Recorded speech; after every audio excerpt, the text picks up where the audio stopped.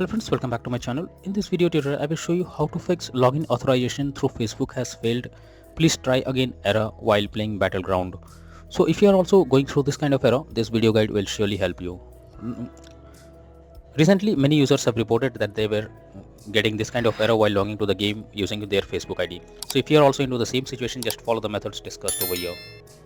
What you need to do is to first you're suggested to restart your phone once. So for that, press the volume up plus power button and select restart. So this will restart your phone. Once your phone restarts, now try to log into the game and check whether it's launching or not. If not, you are suggested to force stop the game. For that, click and hold the game icon over here like this. Click on the app info and then click on force stop and then click on OK. After that, try to check if the login issue is resolved or not. If not, you should clear the storage and cache of the game. For that, click on storage and cache and click on clear cache. After doing this, now check if the game is login or the problem of login through Facebook error is resolved or not. If not, you should check if the game needs any kind of update. For that, go to Google Play Store.